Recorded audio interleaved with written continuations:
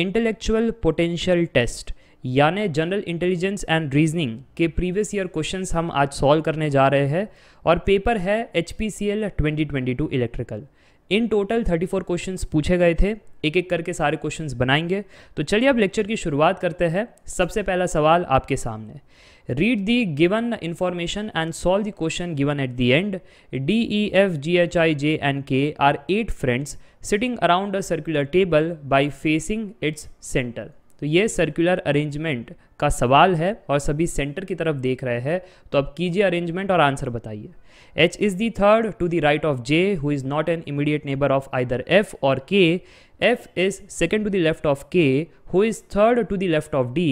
E is fourth to the right of K who is sitting immediately left of D। 4 option है, इसमें से एक सही होगा। वीडियो को पॉज करें, खुद से ट्राई करें। तो चलिए अब सॉल्यूशन को देखते हैं। सबसे पहले हम बनाएंगे एक सर्कल और इसमें इन टोटल कितने प्लेयर बैठने वाले हैं? 8। तो ये रहा first, second, third, fourth, fifth, sixth, seventh, eighth. ठीक है, सभी सेंटर में देख रहे हैं। अब एक एक करके पढ़ो और स्टोरी को डिकोड करो। H is third to the right of J, तो पहले इसको लिख लो। ठीक है जनाब, H is third to the right of J, तो पहले J को यहाँ पर बिठा देते हैं। अब J का राइट कौन होगा? आप वहाँ पर बैठ करके इमेजिन करो, ये वाली साइड राइट है, ये वाली साइड लेफ्ट है। ठीक है, तो वो कह रहे हैं राइट ऑफ J में जो थर्ड पोजीशन है उसमें H बैठा है। सो 1 2 3 थर्ड पोजीशन पर H बैठा है, तो H हमारा यहाँ पर होगा। अब स्टोरी में आगे बढ़ते हैं और यहाँ पर लिखा है who is not an immediate neighbour of either F और K। अब स्टूडेंट्स को दिक्कत आती है, सर हु यानी कौन, ये J या फिर ये H, ये हु कौन होता है? तो इसमें हमेशा याद रखना, जब भी ऐसे सवाल आप पढ़ो तो जो भी कनेक्टेड प्लेयर होता है ना, अभी हु के पहले कौन बैठा है? J, उसी की स्टोरी यहाँ पर नरेट कर रहा है, किसी और की नहीं है। ठीक है, सिर्फ J की स्टोरी जो हु के पीछे लिखा गया है उसी की स्टोरी नरेट कर रहे हैं। अब यहाँ से क्लियर हो गया कि J के इमीडिएट नेबर पर F और K नहीं है, यानी हमको F K यहाँ पर नहीं लिखना है, ना ही F K को यहाँ पर बिठाना है। ठीक है, तो F K यहाँ पर नहीं बैठ सकते, इधर इधर इधर इधर ये 4 पोजीशन पर F या K आ सकते हैं। चलिए अब आगे बढ़ते हैं स्टोरी में। F is second to the left of K, अब इसको भी हमें करना पड़ेगा डायग्राम में fit. F is second to the left of K। अब यहाँ पर बहुत सारी पॉसिबिलिटी है, क्योंकि F सेकेंड है लेफ्ट ऑफ K में, अगर K को यहाँ पर रखे तो ये F यहाँ पर आ सकता है। ठीक है, या फिर अगर हम K को अगर हम K को यहाँ पर रखें तो ये गलत अरेंजमेंट है, क्योंकि सेकेंड फिर ये वाला पोजीशन होगा बट H ऑलरेडी आ चुका है। या फिर K यहाँ पर हो सकता है, ठीक है जी, या फिर K यहाँ पर हो सकता है। तो K के लिए एक्चुअली 3 अरेंजमेंट है, हम फिलहाल के लिए ये केस मान करके चलते हैं और अगर ये केस में आंसर नहीं आया तो फिर हमको दूसरे केस में जाना पड़ेगा। ठीक है, अब यहाँ पर अगर मैंने K रखा तो F is second to the left of K, तो ये रहा फर्स्ट, ये रहा सेकेंड लेफ्ट, तो सेकेंड लेफ्ट हमको मिल चुका है। इधर हमको बिठाना है F को, और F का ये वैलिड अरेंजमेंट है क्योंकि F यहाँ पर और यहाँ पर नहीं आ सकता, उसके अलावा तो कहीं पर भी जा सकता है। अब स्टोरी में आगे बढ़ते हैं। स्टोरी में आगे लिखा गया है who is third to the left of D, तो वो हु कौन हुआ? सर जी अब हमें पता चल चुका है, वो हु K था। So K is third to the left of D। अच्छा, ये थर्ड पे है और वो भी D third to the left of D, तो ये अगर थर्ड है तो ये सेकेंड, ये फर्स्ट, तो ये D यहाँ पर आना चाहिए। अगर D यहाँ पर आएगा तो आप कह सकते हो D के हिसाब से ये राइट है, ये लेफ्ट है। सो 1 2 3 थर्ड लेफ्ट पर K बैठा है। चलो ये बात क्लियर हो गई। अगर ये बात क्लियर हो गई तो मैं अच्छे से लिख देता हूँ, ये रहा D का पोजिशन। अब आगे बढ़ते हैं। E is fourth to the right of K, K का राइट ये रहा। So first, second, third, fourth, इधर बैठना चाहिए K। मैंने कहा ठीक है जनाब, बिठा देते K को यहाँ पर। अब कौन बचा है? K को नहीं, E को बिठाना है, सॉरी, तो E को बिठा देते यहाँ पर। So E is fourth to the right of K, ये बात सही है। अब finally who is sitting immediate to the left of D। Left of D में अगर आप चेक करो तो ये D रहा, D का राइट ये है, लेफ्ट ये है, तो लेफ्ट में J बैठा है। So done and dusted, the correct answer is option 1। Easy था आई गेस, कोई कठिनाई वाली बात आपको महसूस नहीं होगी। हाँ, पॉइंट ये है जब भी वर्ड प्रॉब्लम सॉल्व करो केसेस बनेंगे, सो टेक द रिस्क, कोई एक केस ले लो और आगे बढ़ जाओ, और अगर नहीं वो केस से सॉल्व हो रहा है तो फिर नेक्स्ट केस से आगे बढ़ो। ठीक है, चलिए अगला सवाल है आपके सामने ऑर्डर एंड रैंकिंग से। Tara is ranked 5th from the top and Sugandha is ranked 7th from the bottom in an exam. In the next exam their position got exchanged and Sugandha was ranked 16th from the bottom. How many students in total take the exam. तो बहुत ही standard सवाल है। अगर मैं यहाँ पर ध्यान से देखूँ तो ये हमारा टॉप और ये हमारा बॉटम। क्या कहा गया है? फर्स्ट वाले स्टेटमेंट से ये कहा गया है Tara is ranked 5th from the top. ऊपर से अगर देखे 5th पोजीशन पर, सो टी फॉर तारा वो 5th पोजीशन पर है। नेक्स्ट है सुगंधा, वो है 7th position from the bottom. तो अगर बॉटम से देखे एस यानी सुगंधा, वो कौन से पोजीशन पर है? 7th पोजीशन पर है। ये हो गया डेटा। अब आगे बढ़ते हैं। इन the next exam their position got exchanged. ठीक है जी, ये टॉप ये बॉटम, कह रहे हैं एक्सचेंज हो गया पोजीशन, यानी ऊपर से जो तारा 5th आई थी अब वो सुगंधा का हो गया। सुगंधा ऊपर से 5th आई है और फिर जो नीचे से हमारा प्रीवियस डेटा में सुगंधा 7th पर थी अब वो तारा 7th पर आ जाएगी, क्योंकि एक्सचेंज हो गया ना, तो तारा यहाँ पर अब 7th पर आ गई। एंड वो कह रहे हैं एक और डेटा हम आपको दे रहे हैं कि Sugandha was ranked 16th from the bottom. अगर बॉटम से देखा जाए तो सुगंधा का जो पोजीशन है वो है 16th और यहाँ से ही हमारा पूरा का पूरा काम सुलझ गया है। देखो ध्यान से, इस डेटा को मैं कॉपी कर रहा हूँ, मैंने डायग्राम के फॉर्म में बनाया है। पहले ये दिया गया था, फिर कहा गया है कि तारा सुगंधा ने अपने पोजीशंस इंटरचेंज कर लिए, तो सुगंधा 5th पर हो गई, तारा 7th पर हो गई। एंड उन्होंने कहा था कि Sugandha 16th position from the bottom है। अब फॉर्मूला ये कहता है कि जो टोटल नंबर ऑफ स्टूडेंट्स होते हैं that is equal to position from top plus position from bottom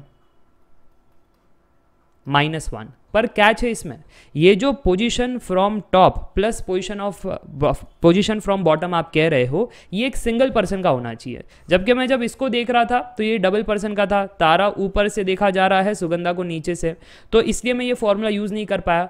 पर जब मैं सेकेंड डायग्राम को देख रहा हूँ तो यहाँ पर सुगंधा का टॉप से पोजीशन भी पता है और बॉटम से भी पोजीशन पता है, इसलिए अब मैं इस फॉर्मूला का इस्तेमाल कर सकता हूँ to get the answer. Easy था तो यहाँ पर सब्स्टिट्यूट करो। सुगंधा टॉप से कौन से पोजीशन पर थी? 5th। बॉटम से 16, so 5 + 16 - 1 that is 5 + 15 which is 20। So total number of students were 20। Option 1 correct है। ईजी। चलिए आगे बढ़ते हैं, अगले सवाल को देखते हैं। Question number 3, if a day before yesterday was Friday then what was the day of the week? Will it be on a day after tomorrow? ये भी ईजी सवाल होता है। यहाँ पर ध्यान से देखो, सबसे पहले आपको क्या दिया है? If a day before yesterday was Friday, तो मान लेते हैं ये था हमारा टुडे। सो टुडे के पहले कौन आता है? येस्टरडे। अब येस्टरडे के पहले कौन आता है? Day before yesterday. सही बात। और डे बिफोर येस्टरडे की कहानी कह रखी है फ्राइडे। अगर ये फ्राइडे है, नेक्स्ट हो जाएगा सैटरडे, नेक्स्ट हो जाएगा संडे। बट पूछ क्या रहे हैं? Then what day of the week will it be on a day after tomorrow? तो टुडे के बाद टुमारो आता है और टुमारो के बाद जो दिन आता है वो होता है डे आफ्टर टुमारो। ये मांग रहे थे। तो संडे के बाद आता है मंडे, मंडे के बाद आता है ट्यूसडे, ट्यूसडे होगा answer. Option 3 is correct. Day after tomorrow जो है ट्यूसडे। तो ऐसे सवालों को राउंड 1 में बनाना है। अगर मैं आपकी जगह होता, एग्जाम में होता, तो फिर इस वाले सीटिंग अरेंजमेंट को मैं राउंड 2 में बनाता, क्योंकि रिस्क इन्वॉल्व है कि अगर मेरा केस में सही आंसर नहीं आया तो दूसरा केस बनाना पड़ेगा जिसमें समय लगेगा। सो सीटिंग अरेंजमेंट सेकेंड राउंड में। ये वाला रैंकिंग बहुत सिंपल होता है, एक सिंपल सा फॉर्मूला जिससे आंसर आता है। तो इसको फर्स्ट राउंड में बनाओ, इसको भी फर्स्ट राउंड में बनाओ। ऐसे अगर आप टेक्निक लगाओगे तो एग्ज़ाम में कभी भी आप सवालों को छोड़ोगे नहीं। आप ऐसा नहीं कहोगे कि पेपर छूट गया, आप सभी सवालों को अटेम्प्ट कर पाओगे। ठीक है, चलिए अगले सवाल को देखते हैं। Choose the correct alternative from the given option which will continue the same pattern and replace the question mark in the given number series. तो ये सीरीज को देखिए और बताइए कि सही आंसर क्या होगा। अब आपको पता है बहुत सारे स्टूडेंट्स है ना बहुत लॉजिक लगाएंगे, अरे सर फर्स्ट नंबर से सेकंड नंबर में जाना है ना तो 6 को काटो, ये देखो ये मिल गया। सेकंड से थर्ड में जाना है ना तो ये 5 को काटो, देखो मिल गया। फिर ये थर्ड से फोर्थ में जाना है ना सर ये 9 को काटो, ये देखो नेक्स्ट आ गया। फिर यहाँ से यहाँ पर जाने में आप कहोगे अरे ये 32 23 कैसे हो गया, और अभी जो लास्ट कटना चाहिए पहले वाला कैसे कट गया, है ना। तो ऐसे आप सोच विचार में पढ़ोगे, फिर आपको पता चलेगा अरे मेरा पैटर्न तो गलत साबित हो रहा है। फिर कुछ और दिमाग लगाओगे, फिर कुछ और, फिर सोचते रहोगे, आंसर नहीं आ रहा है, सब कुछ फेल हो रहा है। पता है क्यों फेल हो रहा है सब कुछ? क्योंकि ये मार्क्स टू ऑल वाला सवाल है, यानी इन्होंने गड़बड़ की है क्वेश्चन लिखते वक्त और ऑप्शन भी देते वक्त, इसलिए ये मार्क्स टू ऑल है। पर होता क्या एग्जाम में हमारे साथ यही होता है कि अगर वो मार्क्स टू ऑल भी रहा, हम क्या करते हैं, हम सोचते रहते हैं कि हमारी गलती है, एग्जामिनर तो गलती कर नहीं सकता। पर ऐसा नहीं है, एग्जामिनर भी गलती कर सकता है। इसलिए अब यहाँ पर क्या गलती हुई है, सबसे पहले देखिए ये जो नंबर है वो है 57324, है ना। ये 23 नहीं होना चाहिए, ये 32 होना चाहिए, जैसे सभी में आपको 32 दिखाई दे रहा है। सिमिलरली ये ऑप्शन के अंदर भी 5732 होना चाहिए, ये तो पहली बात। अब दूसरी बात, लॉजिक क्या इन्वॉल्व है?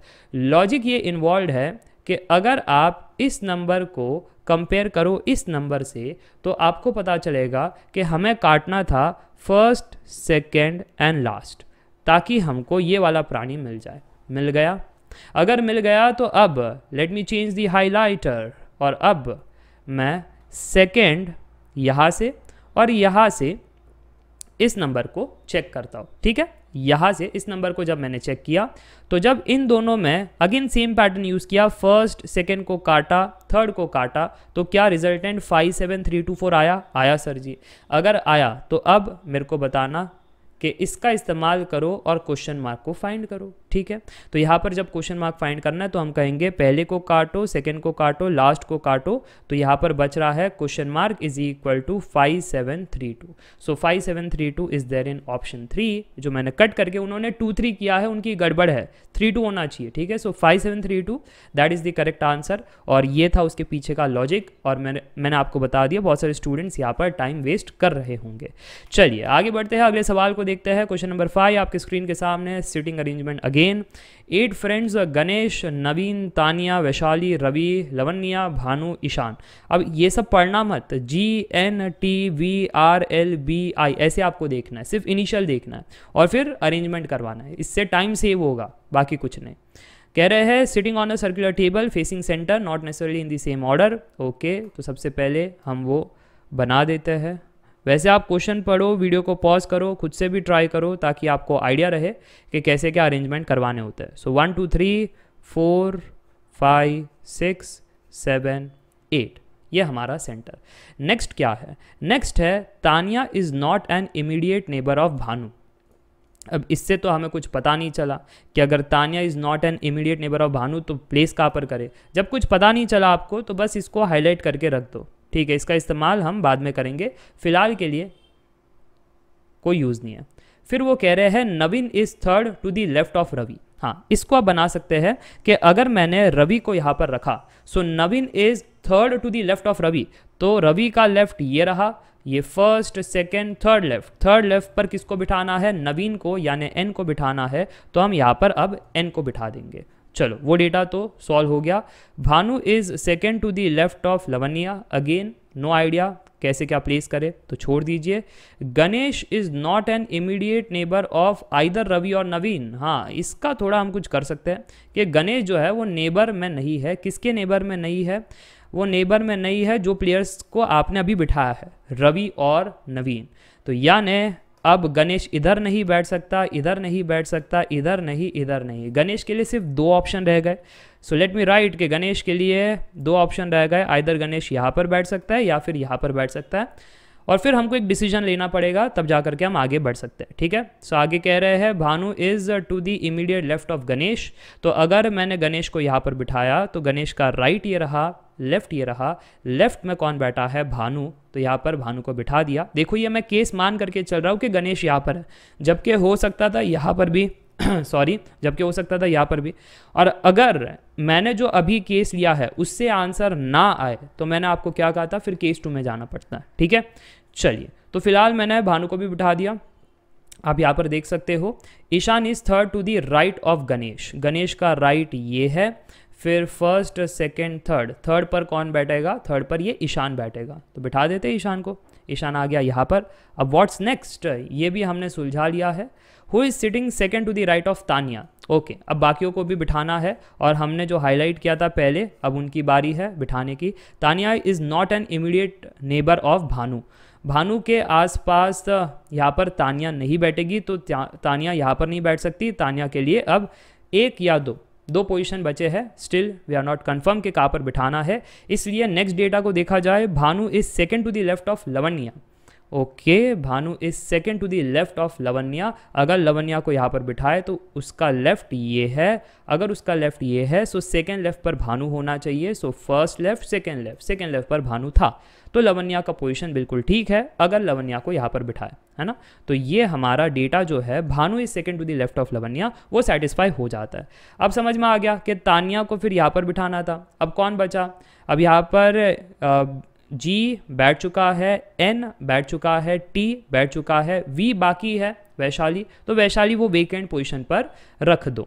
अब कह रहे हैं who is sitting second to the right of Tania, कहाँ पर, second to the right of Tania, Tania ये रही, तानिया का राइट ये रहा, सो राइट में फर्स्ट राइट सेकंड राइट में वैशाली बैठी है, so the correct answer is Vaishali which is there in option 2। Easy, done and dusted. चलिए आगे बढ़ते हैं, अगले सवाल को देखते हैं। सिटिंग अरेंजमेंट बहुत ही प्यारा सवाल है। सबसे पहले जो दिया है स्ट्रक्चर उसको बनाओ और फिर जितना आपको समझ में आ रहा है वहाँ से आगे बढ़ो, जो डेटा नहीं समझ में आ रहा है उसको मार्क करके छोड़ते जाओ और जो डेटा समझ में आ रहा है उसको फिल करते जाओ। फिर एक पॉइंट ऐसा आएगा जहाँ पर केसेस क्रिएट होंगे, एक केस को पकड़ो आगे बढ़ जाओ, आंसर आ गया तो आ गया, नहीं आया तो फिर केस स्विच करना पड़ेगा, ठीक है। चलिए अगला सवाल, क्वेश्चन नंबर 6 आपके सामने। If letter in the word adequate are rearranged in alphabetical order then how many letters are there which are in the same place as in the original sequence of the word. बहुत ही easy है, कोई कठिन वाली बात नहीं है। सबसे पहले वो कह रहे हैं कि इसको कैसे करो, इसको रीअरेंज करो, ओके, और कैसे रीअरेंज करो, if the word adequate are rearrange in the alphabetical order, तो डिक्शनरी के हिसाब से अगर हम कहें या फिर ऐसे हम कहते हैं अल्फ़ाबेटिकल ऑर्डर के अगर हिसाब से हम कहें तो यहाँ पर हमारे पास सबसे पहले ए आना चाहिए, ए आने के बाद वापस से ए ही आना चाहिए, फिर ए बी सी डी तो है, हाँ डी है तो डी को लिखो, डी के बाद ई भी है तो ई को काटो, 2 बार लिखो, है ना, काटते जाओ लिखते जाओ ताकि आइडिया रहे कि कितने लेटर्स खत्म हुए हैं। So A B C D E F G H I J K L M N O P Q लिखना है, फिर आर एस टी लिखना है, फिर यू आना चाहिए। तो मैंने ये तीनों के तीनों लेटर सुलझा दिए हैं, ठीक है। इस प्रकार से अल्फ़ाबेटिकल ऑर्डर आ रहा है और वो जो ओरिजिनल स्टाइल गिवन है अब उसको लिखो, adequate A D E Q U A T E. अब चेक करो कि सीक्वेंस वाइज है ना, पोजीशन वाइज लेटर सेम है, यहाँ पर नेक्स्ट में नहीं है, नेक्स्ट में नहीं है, नेक्स्ट में नहीं है, नेक्स्ट में नहीं है, इधर भी नहीं है, इधर है। तो मुझे लगता है सिर्फ 2 ही ऐसे लेटर्स थे जो पोजीशन वाइज सेम है, वही वो मांग रहे थे ना, same places as the original sequence, जैसे आपने अल्फ़ाबेटिकल ऑर्डर में लिखा, तो ऐसे 2 ही थे, इसलिए ऑप्शन 4 करेक्ट है। चलिए आगे बढ़ते हैं, अगले सवाल को देखते हैं। Question number 7, if test is coded as 6826, more is coded as 7318, most is coded as 7326, what will be the code for motor. Easy है, कोडिंग डिकोडिंग से सवाल है। अब बहुत सारे स्टूडेंट्स क्या करते हैं, जो मैंने आपको चार्ट दिया है वो पहले चार्ट को रेफर करते हैं, फिर उस हिसाब से कोडिंग डिकोडिंग करते हैं। हर बार ये करने की ज़रूरत नहीं है, क्योंकि जब मैं टेस्ट को देख रहा था, TEST टी आ रहा है इसमें, है ना, जब भी टी आ रहा था वो टी को 6 लिख रहे हैं, मैंने कहा रिप्लेसमेंट लॉजिक तो नहीं, तो फिर ये चेक करने के लिए फिर मैंने मोर को देखा बट इसमें टी था नहीं, फिर मैंने मोस्ट को देखा तो मोस्ट के अंदर भी टी था और टी को वापस से 6 लिखा गया। तो मेरे दिमाग में बैठ गया कि अच्छा कि यहाँ पर रिप्लेसमेंट लॉजिक है, जहाँ पर टी जब भी दिखता है वो 6 रिप्लेस कर देते हैं। तो अब वो पूछ रहे थे कि मोटर को आप कैसे लिखोगे, तो इसमें भी टी है तो इसको 6 लिखेंगे। बाकी के प्लेयर्स फिलहाल पता नहीं, खोज सकते हैं वैसे, फिलहाल पता नहीं। तो अगर मैं ऐसे वाले पैटर्न अगर देख भी लूँ ना कि आंसर मेरा इस वाले पैटर्न के हिसाब से होना चाहिए कि मिडल नंबर 6 है, तो इधर नहीं है, इधर नहीं है, इधर नहीं है, सिर्फ इधर है। So yes, option 2 is correct. Done and dusted. समझ में आया? तो कभी कभी आप स्मार्ट हो सकते हो इस प्रकार से टू गेट दी आंसर, और कभी कभी ऐसे स्मार्ट नहीं भी हो सकते हो, तो फिर आपको स्टैंडर्ड अप्रोच से जाना पड़ेगा। ठीक है जी, चलिए आगे बढ़ते हैं, अगले सवाल को देखते हैं। क्वेश्चन नंबर 8 आपके सामने, चेक इट आउट। DI का सवाल है जो रीजनिंग के अंदर पूछ लेते हैं कभी कभी, तो उसके लिए भी रेडी होना चाहिए।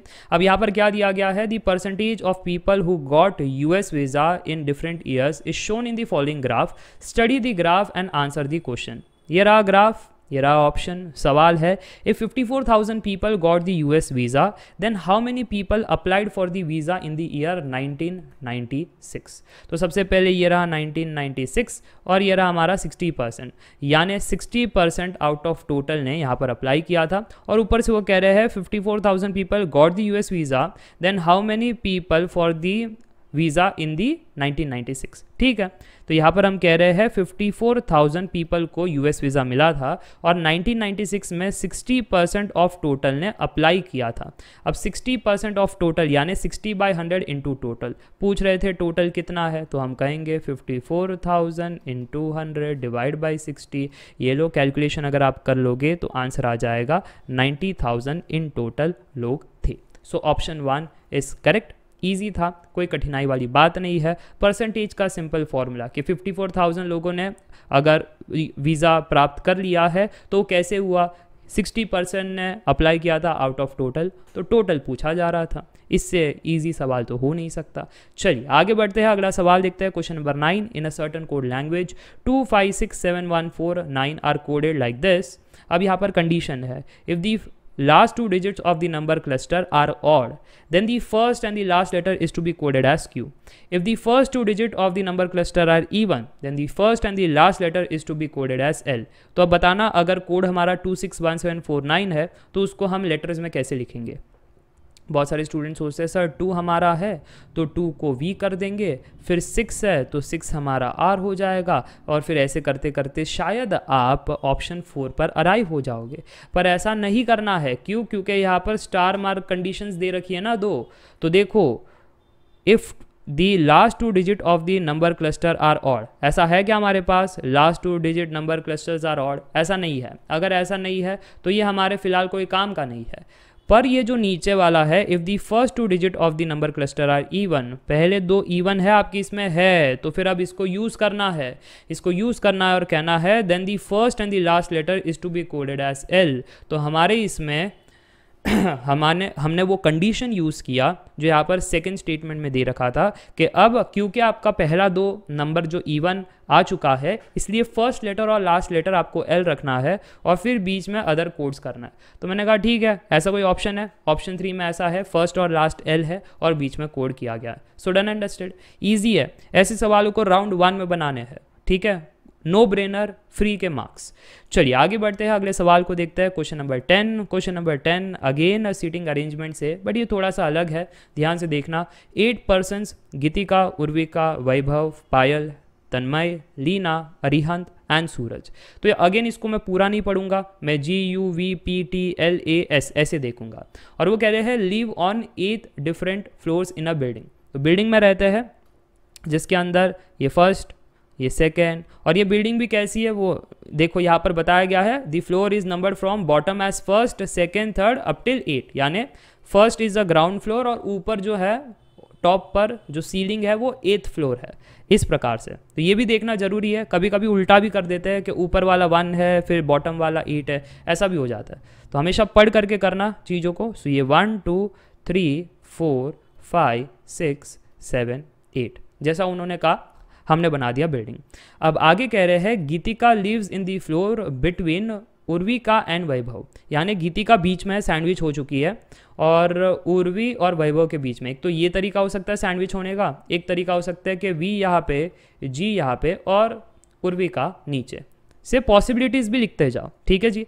फिर नेक्स्ट है यहाँ पर पायल लिव्स 2 फ्लोर बिलो तन्मय। ओके, तो पायल नीचे रहती है, बिलो तन्मय, तन्मय ऊपर रहता है, 2 फ्लोर यानी डैश डैश, और यहाँ पर क्या कह रहे हैं पायल लिव्स 2 फ्लोर बिलो। ओके, तो पायल यहाँ पर रहती है, देखो तन्मय के नीचे ये फर्स्ट फ्लोर और ये सेकंड फ्लोर पर पायल लिव्स 2 फ्लोर बिलो तन्मय। तो ये रहा पायल का घर। मुझे लगता है ये बात भी क्लियर हो गई। अगर ये बात क्लियर हो गई तो अब आगे क्या कह रहे हैं, no one lives above Leena, no one lives above Leena. तो लीना जो है वो टॉप फ्लोर में रहती है, अब इसके ऊपर कोई नहीं रह सकता। और ये कह रहे हैं Leena who lives 5 floor above Arihant. Okay, अगर ये 5, ये 4, ये 3, ये 2, ये 1, तो अरियन जो है वो थर्ड में रहना चाहिए। देखो मैं बता देता हूँ, अगर अरियंत थर्ड में रहेगा तब हम कहेंगे ना first floor, second, third, fourth, fifth floor पे वो लीना रहती है। और वो कह रहे थे Leena who lives 5 floor above Arihant, तब ये सेटिस्फाई भी हो रहा है। तो अरियंत का पोजीशन थर्ड पर होना चाहिए। फिर आगे कहा जा रहा है Suraj lives on the floor immediately below Payal. Payal के नीचे सूरज रहता है, तो आपको याद है यहाँ पर मैंने डायग्राम बनाया था।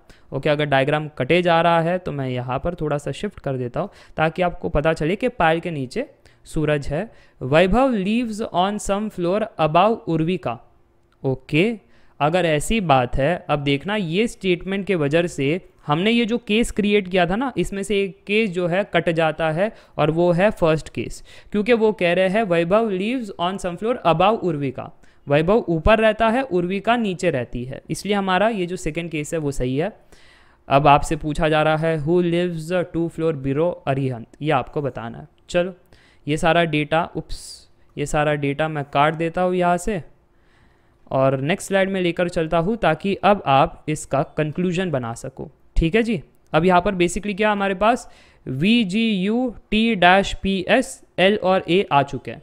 अब मैं देख रहा था जब VGU कनेक्टेड है और A अगर यहाँ पर आ चुका है तो ये A शायद इसी में फिट होगा T-PS में, है ना।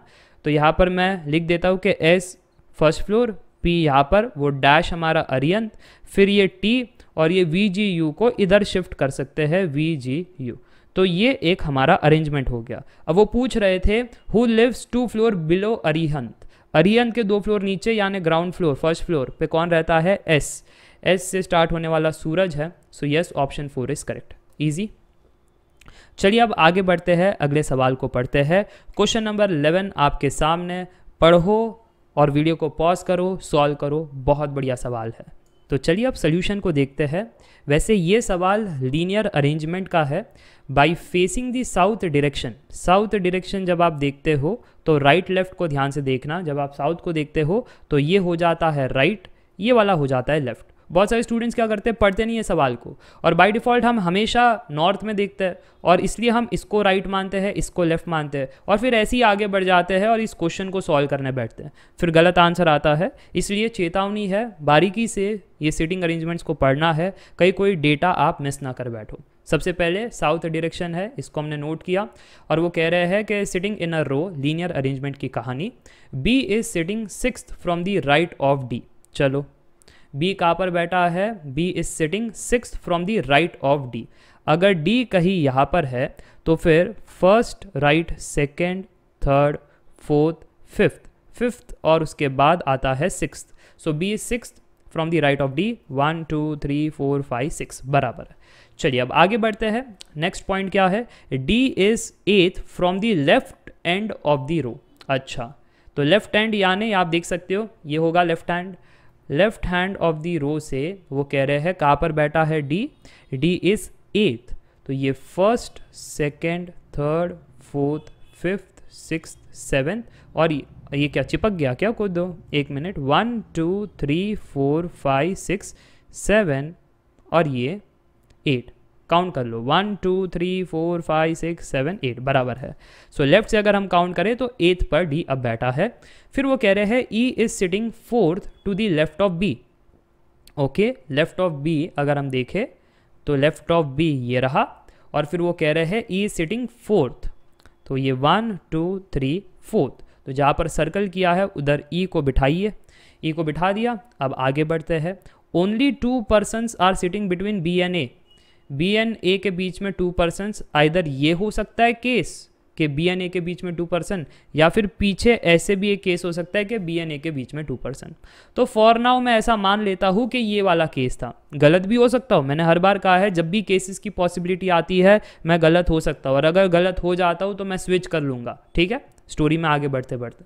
तो फिलहाल मैंने ऐसा माना है, G is sitting second to the right of F. अब मुझको यहाँ से समझ नहीं आ रहा है तो मैं थर्ड पॉइंट में लिखूंगा कि वो कह रहे हैं G is sitting second to the right of F. तो एफ को पहले बिठाओ, उसका राइट फर्स्ट और ये सेकेंड, तो यहाँ पर जी आना चाहिए। फिर कह रहे हैं 6 persons are sitting between H and जी।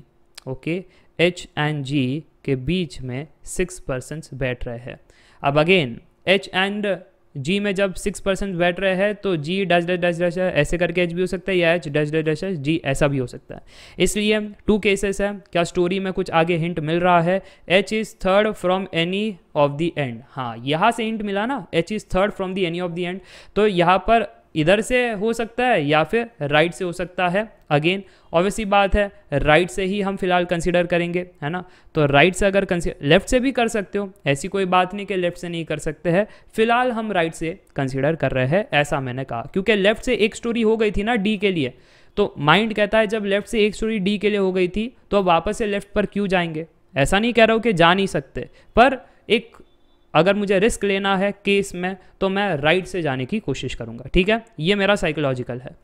अच्छा, H is third from any of the end, तो राइट अगर ये रहा मेरा राइट एंड, है ना, और मैं नीचे ही लिखना प्रेफर करूंगा, ये मेरा राइट एंड है फर्स्ट, और वो कह रहे हैं H is third from any of the end, तो ये फर्स्ट सेकेंड, ये एच आ गया थर्ड। फिर कह रहे हैं 6 persons are sitting between H and G. So H के बाद डैश 1 2 3 4 5 6 और ये जी। अच्छा चलो ठीक है, यहाँ तक तो हम आ गए हैं। उसके बाद C is sitting fourth to the left of D.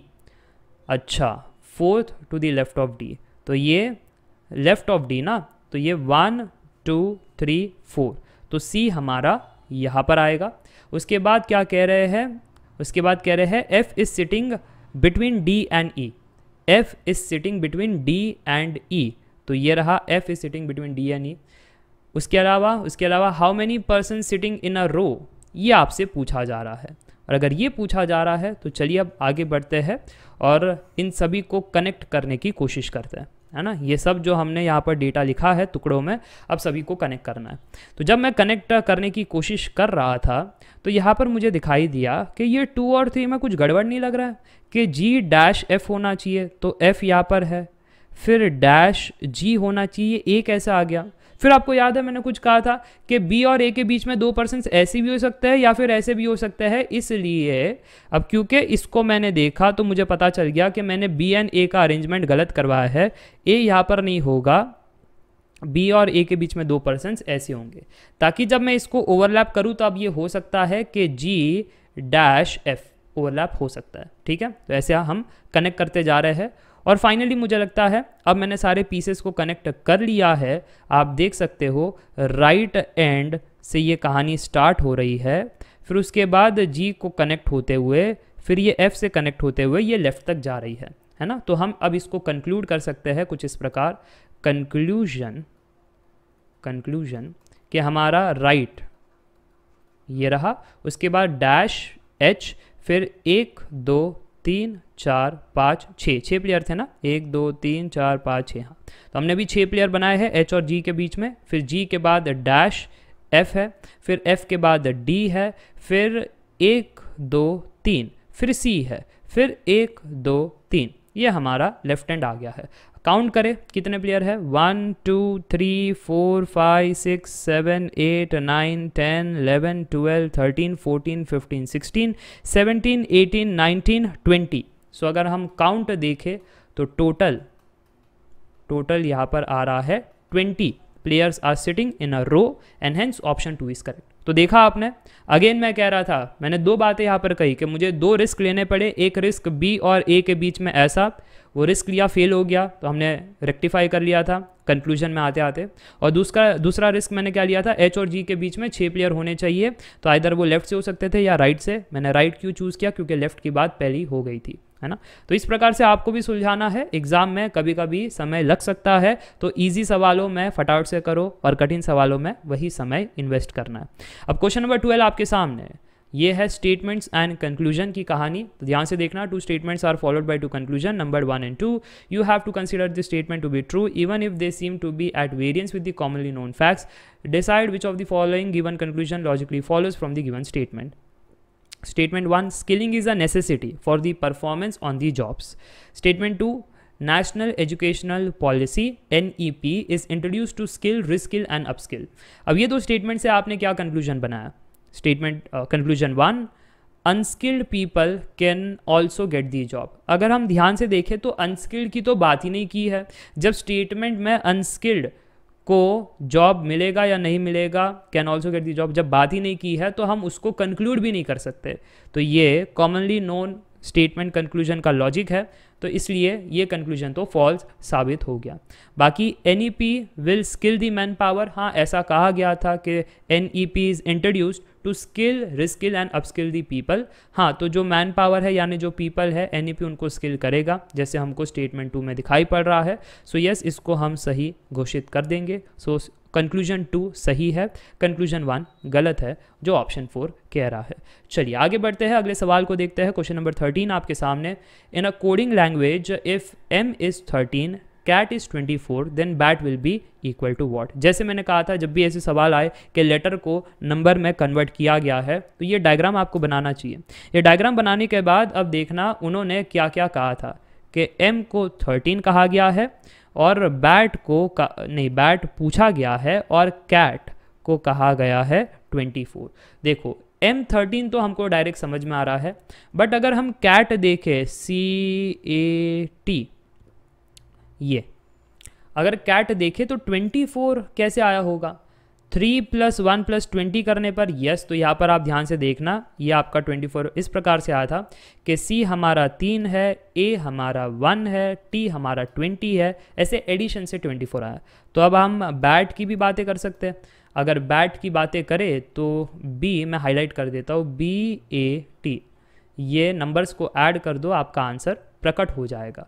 तो यहाँ पर B हमारा 2, A हमारा 1 और T हमारा 20। सो the correct answer is 23 which is present in option 3। चलिए आगे बढ़ते हैं, अगले सवाल को देखते हैं। क्वेश्चन नंबर 14 आपके सामने, ब्लड रिलेशन से सवाल, और उसमें भी थोड़ा सा कठिन बना दिया कि डायरेक्ट स्टेटमेंट नहीं दिया है, पहले आप कोडिंग डिकोडिंग से स्टेटमेंट क्रिएट करो, स्टेटमेंट क्रिएट करने के बाद डायग्राम बनाओ, डायग्राम क्रिएट करने के बाद अगेन इनको स्टेटमेंट में लिखो और कोड करो। इसको कहते हैं कि कैसे बच्चों पर ज़्यादा टाइम प्रेशर डाला जाए। नेवरदीलेस सबसे पहले हम स्टेटमेंट क्रिएट करते हैं। ये देख सकते हो, ये सिंबल्स दिया है जहाँ पर percentage and @ hashtag question mark क्या होता है ये सब बताया गया है।